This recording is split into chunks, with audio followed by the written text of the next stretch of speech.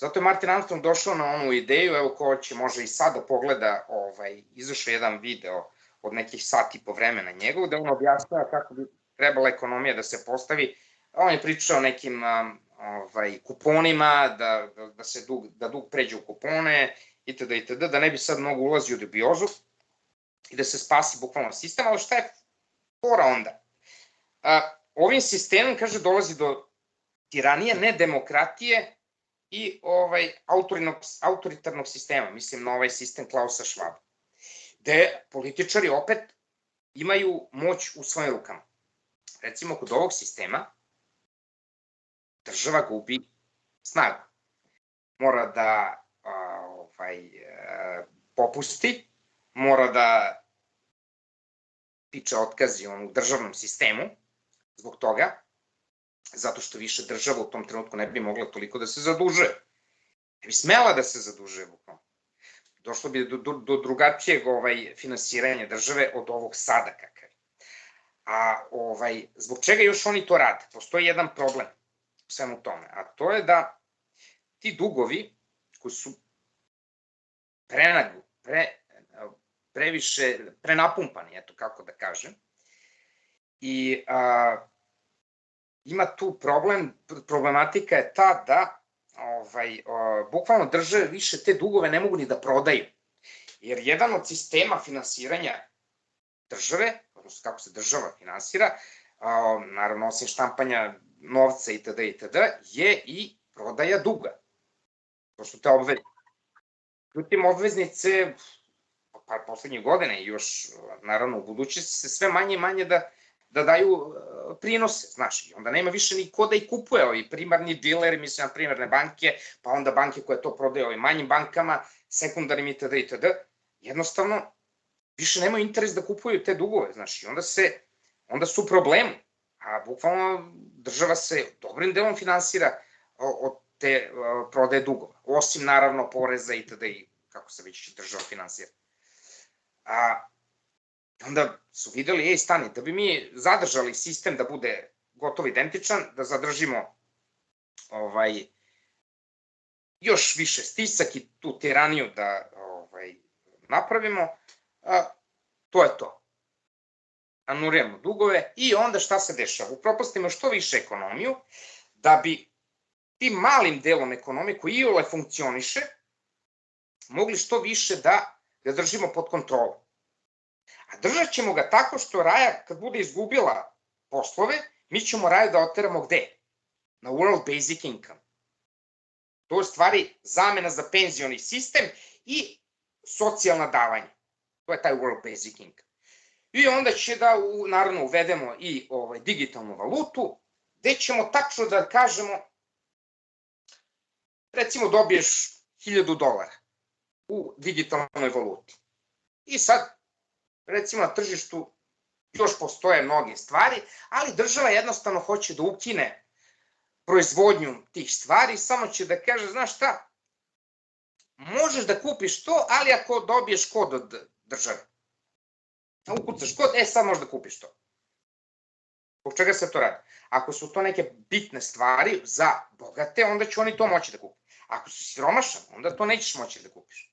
Ili ako država oseti da joj taj deo ekonomije nije potreban, kodovi i samo taj deo ekonomije izdahne, gotovo. Tako da i to je još jedna stvar koju će da uvode u budućnosti. Mislim, to oni hoće da uvedu. Neće uspeti u početku, ali ne da se plašim, nego 100% će to da uvedu kad dođe njihov vođa. Inače, stiglo je i dosta pitanja, pošto sam podelio i na društvenim mrežama i na YouTube-u, i jedno često ponavljano, makar u gotovo pa identičnim oblicima, jeste kako započinje cela priča o samom Martinu, tačnije kako započinje priča o Martinovom delovanju.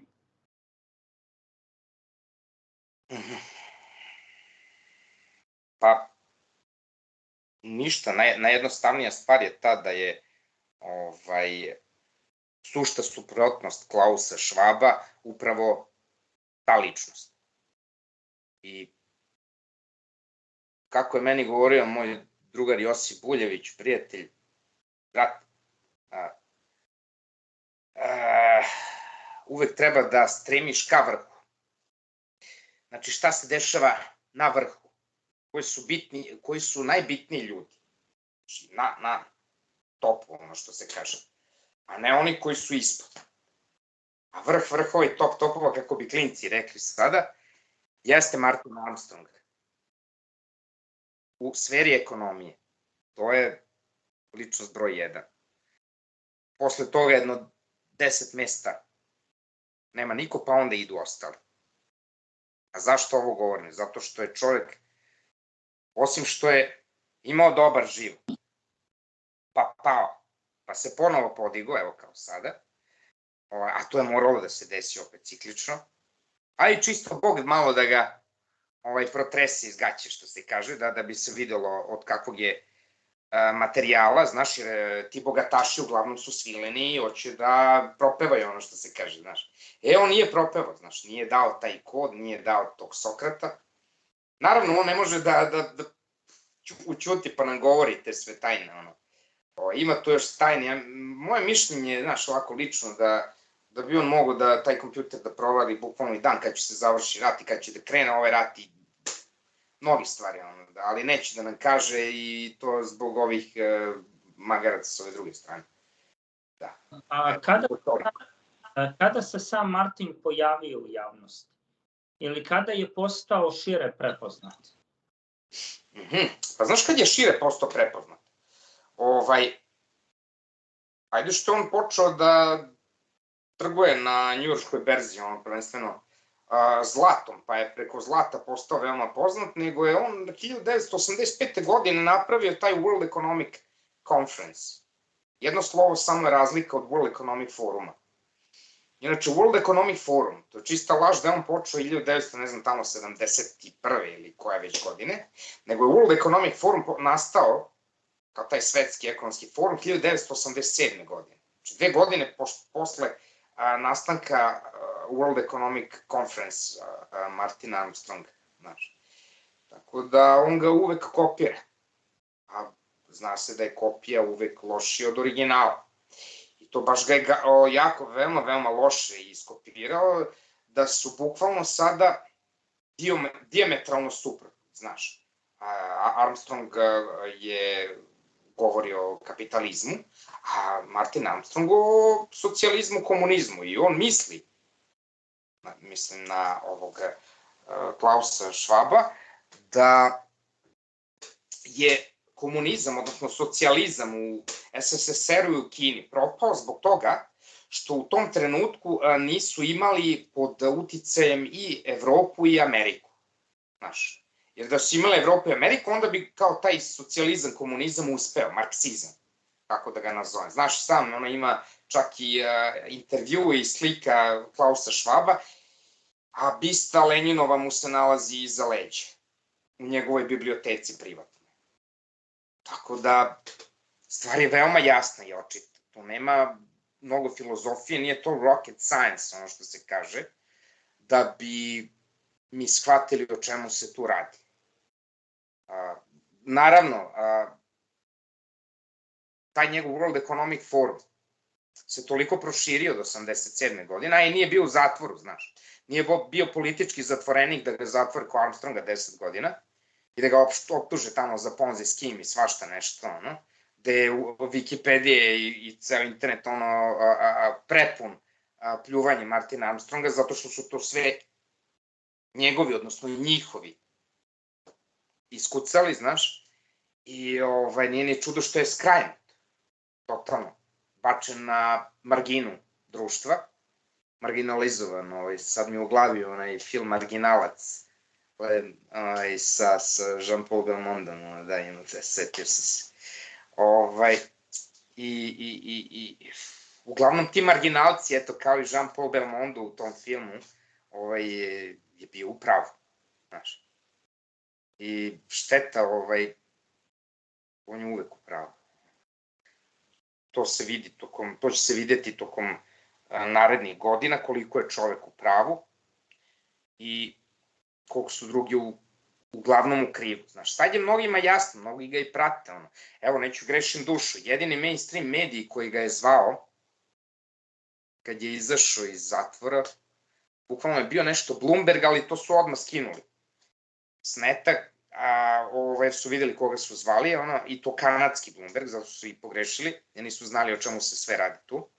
Pa je došla direktiva skidaj. Skidaj malo. A jedini mainstream medij na kome je gostovao, to je ruski RT. Da, Russia Today. Tako da, eto koga je jedini zvao, bukvalno. Osim, naravno, Kineza, koji su ga zvali da im reši probleme kada je bio, ja mislim da je to bilo tamo 90. godine, kada je bila kriza